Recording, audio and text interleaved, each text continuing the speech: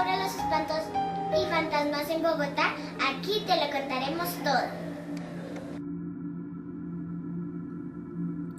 Los mitos urbanos sobre fantasmas y espantos son una de las tradiciones más importantes del pueblo colombiano, en una interesante mezcla de fantasía y realidad que evoluciona a través de los siglos.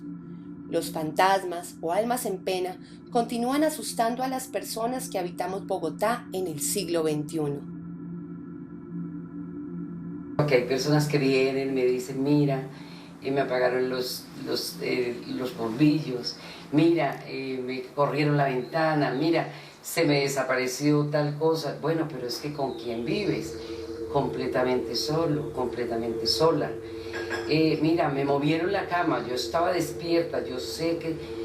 Y así sucesivamente. Esas son las manifestaciones que llamamos nosotros, como dices tú, espantos, es del diablo, bueno, todas esas cosas que decimos, pero vuelvo y te repito, son presencias extrasensoriales, presencias sobrenaturales, presencias paranormales. Mira, empecemos con que en épocas medievales, que había mucha menos información, buena parte de los que llamábamos espiritistas, brujas, hechiceros, eran personas que utilizaban, que por ejemplo hoy hay tradiciones, sobre todo indígenas, que utilizan también sustancias alucinógenas para provocar ciertos estados mentales. Yo lo que te puedo decir es desde ciencia, por ejemplo, hay anestésicos disociativos como la ketamina, que son anestésicos que te hacen sentir esa sensación de que estás saliendo fuera de tu cuerpo.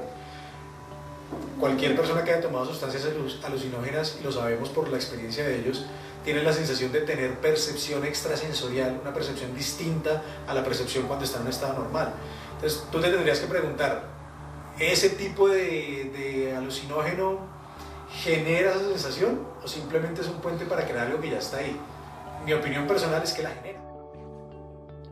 El interés por nuestros fantasmas capitalinos trasciende las fronteras y a los extranjeros les atraen los mitos urbanos sobre apariciones fantasmagóricas, al punto que existe un recorrido turístico en Bogotá sobre fantasmas y aparecidos por el sector de la Candelaria. Los mitos urbanos y las leyendas sobre fantasmas en Bogotá se refieren a personajes de nuestra historia, de nuestra literatura y el arte o personajes del común que merodean por los barrios bogotanos. Porque siempre hay un temor, una duda o algo tan desconocido como es la parapsicología, como es la clarividencia, que hay gente que se niega a decir yo creo. Lo que entiendo es que los fantasmas, al no ser materiales, no pueden emitir calor. Entonces una cámara normal de fotografía de video no podría captar fantasmas. Debería ser una cámara que esté preparada para recibir una radiación distinta, porque se supone que los fantasmas no son materiales. Entonces cuando tú ves esas fotografías donde supuestamente hay una imagen, y por ejemplo tú me estabas contando ahora del tema del cementerio, yo te diría, si la gente que cree en fantasmas supone que no son materiales, algo que no tenga materia no puede emitir calor, entonces ¿cómo lo puede captar una cámara? ¿Sí me explico? Entonces ahí entra parte de lo que yo quiero ver desde mi visión, ¿no? Desde lo que yo creo de la vida. Yo quiero ver que eso que se movió ahí es un fantasma. Yo quiero creer que ese sonido cuando yo estaba acostado es el sonido de un espíritu que está en mi casa, o sencillamente tengo una explicación un poquito más sencilla pero no tan emocionante, de que quizás es un sonido atrapado en una pared y que se sale en el momento en que hay silencio.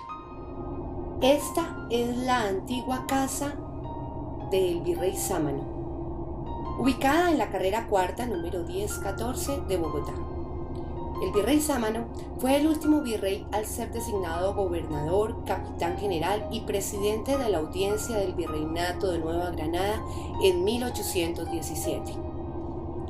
La leyenda cuenta que el fantasma del Virrey Sámano permanece en la casa Museo Virrey Sámano, asustando a sus visitantes, pues en el siglo XXI se siguen escuchando ruidos extraños y las puertas se siguen abriendo y cerrando solas, según cuentan quienes cuidan esta casa. Creo en los espantos, como dicen, sí creo en los fantasmas, como también dicen, sí creo en los sueños reveladores, sí creo en los avisos que reciben ciertas personas en un sueño, sí creo en el más allá. El fenómeno paranormal, concretamente lo que llamaríamos la aparición de fantasmas, podría explicarse hoy desde lo que conocemos de cómo funciona el cerebro, quizás a través de dos maneras. La primera como una alucinación y la segunda como una ilusión óptica, que son complementarias. Antes de continuar, a mí sí me gustaría mencionar que personalmente yo no creo que se pueda ser tajante en decir que los fantasmas no existen. Yo no tengo suficiente información para saber si existen o no. Yo hablo desde la visión de lo que conozco, desde lo que me gusta, que es el estudio del cerebro, y desde ese estudio se dan unas explicaciones que dicen que los fantasmas no existen, pero perfectamente alguien que haya vivido una experiencia podría contradecirme.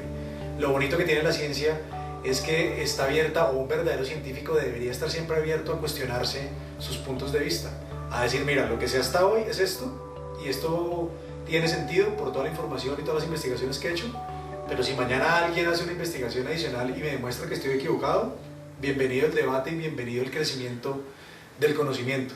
Esta es la casa del general Sarda, ubicada en la carrera cuarta número 1084. El general Sarda se unió al ejército bolivariano en la Nueva Granada y Simón Bolívar lo ascendió a teniente coronel. Posteriormente se hizo general. Sarda se rebeló cuando fue excluido de la lista militar por la Convención Constituyente y participó activamente en una conspiración contra Francisco de Paula Santander y José Hilario López. Fue asesinado en 1834 en Santa Fe de Bogotá. Cuenta la leyenda que el general Sarda aparece de manera intermitente y que deambula por las calles empedradas de la Candelaria, acompañado de otros fantasmas que lanzan gemidos y se quejan. Al parecer, son los espíritus de los presos patriotas a quienes se les dio cama y auxilio en esta casona alrededor de 1800. Los vecinos del sector afirman que escuchan el ruido de sus botas de caballería. Cuando niños nos infundían, recuerdo en mi generación, del diablo, de Satanás, de Lucifer, la parte negativa, lo contrario a las cosas positivas como son Dios. Lo que acaba de decir, fantasmas. ¿Por qué decimos fantasmas? Porque es que nos dejan ver de todo el mundo y siempre buscan esa ocasión para hacer presencia justamente a ciertas personas. Sabemos, por ejemplo, que eso no lo sabían los antiguos, que durante el día las paredes recogen sonidos y como hay tanto ruido en general, digamos esos sonidos entre comillas no salen, pero en la noche cuando hay silencio, esos sonidos empiezan a salir de las paredes, ¿sí? Haz de cuenta como una esponja que recoge agua y que la empieza a botar en el momento en que la puede botar. Entonces muchos de los sonidos que escuchamos en la noche, no es que los fantasmas salgan en la noche, desde esa explicación, es que son sonidos que se han recogido en el día y que en ese momento de silencio empiezan a salir desde las paredes. Existen mitos sobre fantasmas y apariciones en algunas casas del barrio La Candelaria, que fueron habitadas por personajes de la historia de Colombia, como la ubicada en la esquina de la calle 10ª con carrera tercera, en donde actualmente funciona la Fundación Alzate Avendaño, que perteneció originalmente al virrey José Espeleta de Galdeano, luego al virrey Sámano y posteriormente a don Ángel y Rufino José Cuervo. La leyenda cuenta que una tarde de domingo, solo don Ángel, dedicado a alguna tarea en el vestíbulo del segundo piso, que hoy se conserva intacto, al igual que la escalera, acababa de escuchar que el reloj de la catedral daban las 3, cuando lo sorprendió un ruido de pasos. Alguien subía por la escalera sin haber llamado a la puerta. Cuando llegó arriba, don Ángel lo vio. Su indumentaria consistía en casaca verde sobre pantalón corto ajustado, medias de seda, zapatos con hebillas y peluca empolvada, a usanza de la alcurnia española en la época de Carlos III. La tradición oral lo identifica como el fantasma de la casaca verde y se afirma que golpeaba 3 veces en una de las paredes de la casa y después desaparecía. Tiempo después, cuando ésta se restauró, se dice que en el lugar donde el fantasma golpeaba se encontró un espacio vacío en la pared, donde supuestamente se guardaba un tesoro con el que se habría quedado alguno de los nobles habitantes de esa casa. Existen ciencias ocultas, existe la parapsicología, existen personas que pueden predecir el futuro, existen muchas cosas que han habido, hasta neurólogos, psiquiatras, que han estudiado esto y nunca han dado con la razón por la cual existen personas como yo. Los fantasmas en el cerebro son esencialmente alucinaciones, ilusiones de información que nos dicen que creemos que algo está ahí cuando efectivamente no está. Y hay estudios muy interesantes. Por ejemplo, en el año 2013 un grupo de científicos encabezados por un señor que se llamaba Kartik, en un documento que se llama International Journal of Pharmacological and Biological Issues, ellos publican en 2013 un estudio tratando de explicar cuál es la explicación científica para la aparición de fantasmas. Y lo que ellos plantean es que esas apariciones se dan fruto de atrofias en áreas que están involucradas en el cerebro con la percepción visual, particularmente áreas en el cerebro que tienen que ver con la percepción visual, ubicadas específicamente en los lóbulos parietales. Entonces lo que ellos investigan y la conclusión a la que llegan es que cuando tienes una atrofia en esos mecanismos de percepción visual, hay una mayor probabilidad de que veas fantasmas. Hay un fenómeno, por ejemplo, conocido en ciencia que se llama el efecto de presencia detectada, que es un fenómeno en el cual, por ejemplo, tú estás caminando en el campo o estás caminando de noche y tienes la sensación de que te observan. O cuando acabas de ver una película de terror, no sé si le ha pasado a alguien en la audiencia, que es una película de terror y en esa película de terror de pronto la estás viendo en tu cuarto y cuando vas al baño tienes la sensación cuando abres la puerta que hay algo ahí, ¿sí? Eso se llama efecto de presencia detectada. Y eso es fácil de saber cómo el cerebro te engaña. Si tú te quedas mirando, por ejemplo, tu mano durante 2 o 3 minutos, o te quedas mirando cualquier cosa que esté en el ambiente 2 o 3 minutos, pero mirándola fijamente y tratando de no distraerte, cuando tú cierres los ojos después de esos 2 o 3 minutos, vas a notar cómo tu cerebro construye la imagen. O si tú miras hacia otra parte en el ambiente, vas a notar cómo se empieza a reproducir la imagen de tu mano en el ambiente. Entonces, eso se ha estudiado.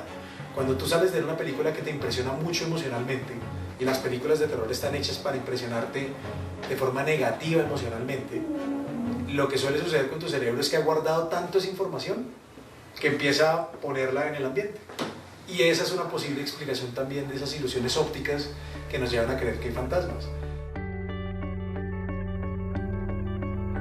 El imaginario cultural ha construido leyendas de fantasmas y apariciones paranormales en varias casas coloniales de la Candelaria, como las historias del conjunto residencial de la Calle del Sol, ubicado en la calle 12, número 361, que esconde los muros y cimientos del tristemente célebre Servicio de Inteligencia Colombiana, SIC. Allí, según afirma la propia guía oficial del centro histórico, asustados, dicen sus habitantes, que en las noches se escucha el quejido y las lamentaciones de las almas en pena, que en vida fueron torturadas hasta la muerte para obligarlas a confesar sus delitos. Sin embargo, los propietarios de la treintena de apartamentos del conjunto han aprendido a convivir con los fantasmas. De noche, ya bien tarde, se escuchan gritos y gemidos, dice uno de los residentes, quien pidió reserva para su nombre. También golpes como latigazos y carcajadas. Los niños como Luis Efrén, de 12 años, son quienes más gozan con los fantasmas. A ellos, dicen, no los asustan, pues los han escuchado muchas veces, pero verlos es otra cosa. Algunos hablan de una niebla vaporosa que se levanta en los rincones y otros de extrañas luces que circulan por los pasillos. En el mismo inmueble, por la entrada de la calle 12, número 345, donde hoy queda el restaurante La Bruja, aparece el fantasma de la madre desesperada. La historia cuenta que una señora que buscaba a su hijo desaparecido llegó a los calabozos y los guardias se enamoraron de ella. Les leía el tarot e influyó en las apariciones y espantos que se presentan desde esa época. Por eso fue conocida como La Bruja. Los empleados aseguran que hay un fantasma que ronda constantemente la cocina, les cambia las cosas de lugar y en ocasiones les da palmadas en la espalda. Además, varios clientes han sentido la presencia de fantasmas y han abandonado el lugar antes de terminar de cenar. Se dice que esta madre desesperada jamás encontró a su hijo y con el paso de los años el dolor la enloqueció. por lo que su fantasma, en busca de su hijo, aparece con frecuencia en las horas de la noche. ¿Qué sabemos desde el punto de vista evolutivo? Como especie crecimos mucho tiempo viviendo en cuevas, las cuevas eran oscuras, las cuevas tenían el potencial peligro de que pudiera haber depredadores adentro, animales peligrosos. Entonces nuestros ojos se acostumbraron a dos cosas. La primera, a que cuando hay luz nos sentimos más tranquilos, ¿ven? Y que cuando hay oscuridad empezamos a imaginar formas en el ambiente, porque esas formas pueden ser potenciales depredadores. Eso hace entonces que efectivamente la mayoría de los fantasmas los veamos de noche, si se puede decir de esa manera, porque nuestro cerebro está más predispuesto a empezar a organizar información y empezar a alucinar desde esta perspectiva, empezar a alucinar posibles figuras que puedan generar una amenaza. Personajes que marcaron nuestra historia colombiana aún aparecen, como en esta casa ubicada en la calle 13, número 533 del barrio La Candelaria. La leyenda cuenta que acá, en donde habitó José Caicedo Rojas, presidente de la Academia Colombiana de la Lengua en 1874, aún se escuchan en las noches sus reuniones y tertulias con los fantasmas de Miguel Antonio Caro, presidente de Colombia en 1894, y nuestro poeta colombiano Rafael Pombo. Son dones sobrenaturales que, vuelvo y te repito, son de tanto misterio que no hay una explicación ni científica para detectar estas figuras o estos entes o como le queramos llamar. La historia de Baltasar se origina en los tristes hechos que ocurren en la casa colonial ubicada en la calle 13, número 533, que tenía en el centro un aljibe. En esta casa, habitada por una familia aristocrática durante la época en que las mujeres, que por desgracia tenían un hijo siendo solteras, eran llevadas a juicio al tribunal de sentencia de la Inquisición y siempre tenían la condena a muerte en la hoguera. Aquella práctica se realizaba en la calle 10 entre 17 y 18, la hoy llamada calle del divorcio. Nació a la medianoche el hijo de la sirvienta que era soltera, Baltasar, quien pasó del vientre de la madre al fondo del aljibe. Así la matrona de la casa lavó la honra de la familia, pero nació el fantasma de Baltasar. Porque a partir de esa noche se oye el llanto de un bebé por las calles del barrio. Cuenta la leyenda que a los árboles de la casa se les cayeron las brevas, se habían secado y muerto. Algo raro pasó en la naturaleza aquel día. Pero el punto es ese, el punto es si realmente existen, si realmente hay pruebas, ¿por qué al momento de mostrarlas no son mucho más contundentes? ¿Sí? Lo cual de todos modos, vuelvo, insisto en esta idea, no quiere decir que no existan. Yo personalmente creo que hay mucha información que la ciencia actual no tiene el conocimiento suficiente ni la tecnología suficiente para explicar. Y es que devolvámonos, si tú hablas con una persona que vive hace 120 años en el mundo, y tú le contaras a esa persona que a la vuelta de 100 años iban a haber aparatos a través de los cuales iba a poder comunicar en tiempo real con alguien al otro lado del mundo y ver su imagen, eso suena de ciencia ficción, absolutamente, ¿sí? Pero en la práctica, mucho de lo que es la ciencia ficción es una ciencia que sencillamente no tenemos la tecnología para explicarla. Los espíritus de luz son los que ya se han ido. ¿Y cómo se pueden manifestar? Así, de esa manera. Hay gente que dice, me movieron un cuadro, me apagaron una luz, me abrieron la puerta, se sentaron en mi cama, yo no podía despertar, luego despierto, vuelven y me mecen la cama. Y siempre viene, como yo digo, ¿qué pasa con los sueños? A mí me han dicho, bueno, ¿por qué no interpretas los sueños? Yo le digo a la gente, mira, es que la mente es un cassette.